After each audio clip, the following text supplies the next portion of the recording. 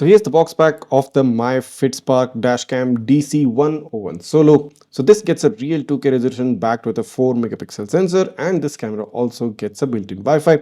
But the main highlighting feature of this camera is that this gets a 2.7-inch IPS LCD display at the back, which is unheard of and unseen within this budget segment. There are certain other features highlighted on the box that it says 24-hour parking monitoring, for which you'll need a separate hardware kit.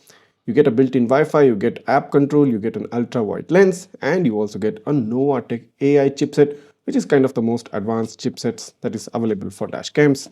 So first of all, here is the launch offer card, which gives you instructions on how you can claim a free hardware kit, which is worth 3,500 rupees. So all you need to do is just send the invoice to the service email ID of FitSpark, and you can claim this hardware kit, which will reach you in about 2 weeks. You also get a user manual for the dashcam. So for all those people who want to take a detailed look into the technical aspects of this camera, just go through this user guide. So here's the main camera, a very neatly designed, a very smartly designed, compact, ergonomic and aesthetic looking dashcam. Gets the My FitSpark logo right at the front, gets circular borders, matte black finish.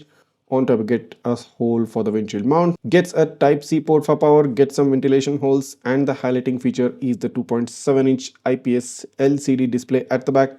On one side, you get a memory card slot and a reset slot. At the bottom, you get the control buttons. Along with the camera, you also get a dedicated accessories box right inside it. So within the accessory box, you get an extra sticker and some wiring clips. You also get a windshield mount, which is pre-attached with 3M sticker, and the mount is tiltable, so you can tilt the camera up and down. All you need to do is just attach this windshield mount right like this and click it into place. And once it's done, you can rotate the camera left or right and any direction which you want, and then you can tighten this screw right here once you achieve the optimal position. So since this is a solo variant, this dash camera doesn't get GPS, so the design of the windshield mount is much thinner. In the high-end variant, which gets GPS and ADAS, the windshield mount also gets a built-in GPS logger right here. So you also get a power cable with a Type-C port straight connector at one end, and on the other end you get a pre-attached 12-volt car charger. It doesn't get any USB port. So these are the things which you get inside the box. Let's quickly jump on and take a look at the on-screen settings of the FitSpark DC101 Solo. So this is the main home screen of the DC101 Solo, and as mentioned previously, this is the only budget camera in this segment which gets this large display, a 2.7-inch LCD display. So now let's quickly head into the settings of this camera and show you the kind of options which you can get once you get this dash cam. First of all, you have the resolution option, and within the resolution you get a Quad HD 2560 into 1440p, and you also get a 1920 into 1080, and both of them record in 30 frames per second.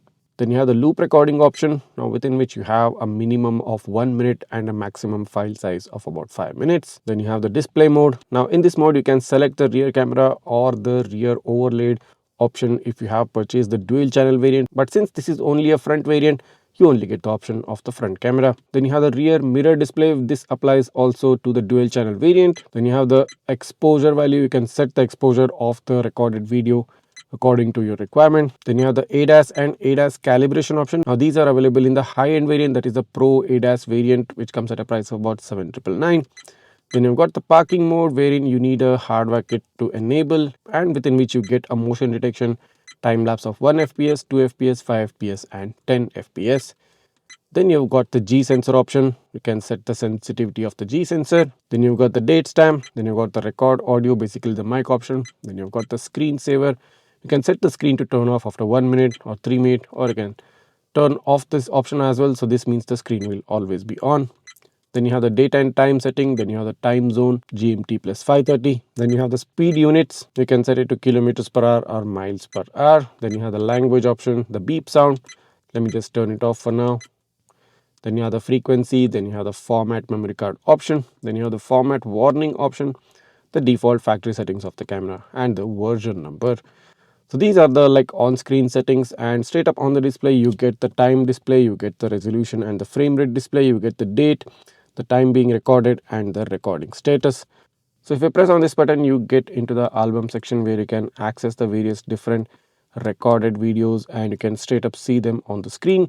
So in any case, if you want to play out any videos which you have just recorded, all you need to do is just head into the app and head into that album section and play the recorded video, whichever you want to play on the screen.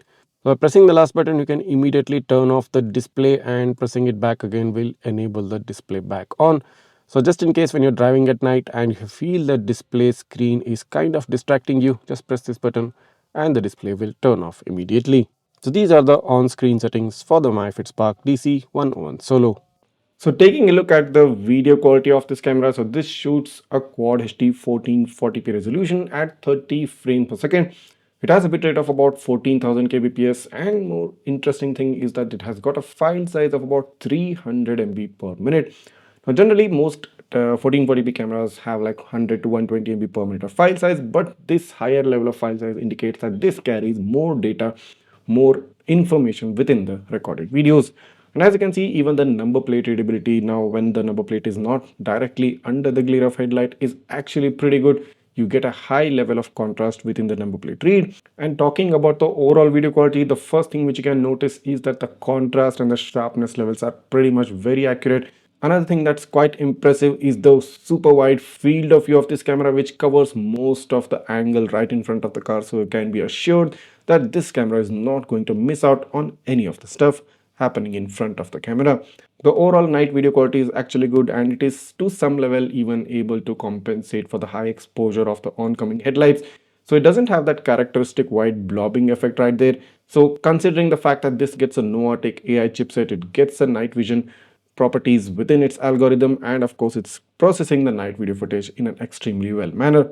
So considering this is a 4,999 budget camera, you can be assured that you're getting the best camera for what you're paying for it, and you cannot go wrong with the FitSpark DC 101 Solo.